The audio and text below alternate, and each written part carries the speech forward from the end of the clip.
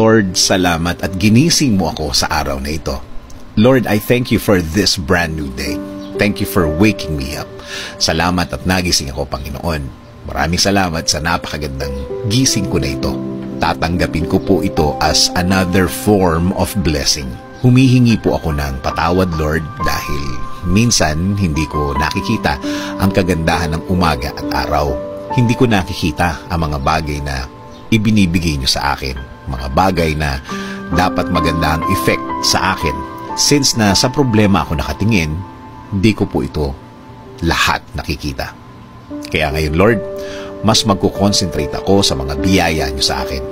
Mas ibubukas ko ang aking mga mata, ang aking puso, ang aking isip. Mas hahanapin ko ang kagandahan ng araw at kagandahan ng sitwasyon. Sa ganda ng mga bagay na inilalagay niyo sa aking buhay. Salamat din, Lord, sa mga taong nasa aking buhay ngayon. Sa mga kaibigan na hindi ako iniwan kahit nasa gitna ako ng maraming problema.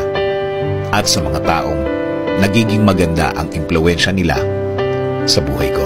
Kaya ngayon, Lord, hindi ko tinitingnan kung ano ang aking kakayahan, kung ano ang kaya kong gawin.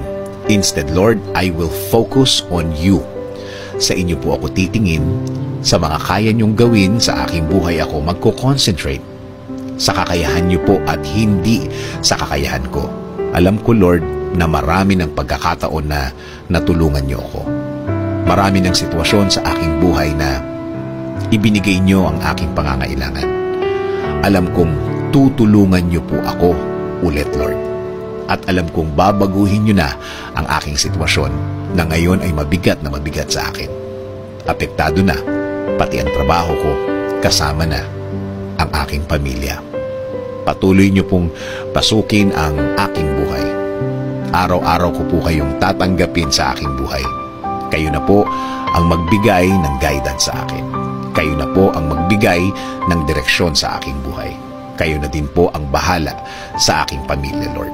Alagaan niyo din po sila every time po na nasa labas sila, Panginoon. Proteksyonan niyo ang bawat isa sa kanila. Huwag niyo pong pabayaan din na mapunta sila sa masama. Again, Lord, salamat po sa napakagandang gising ko ngayon. Patuloy po akong kakapit at maniniwala sa inyong presensya.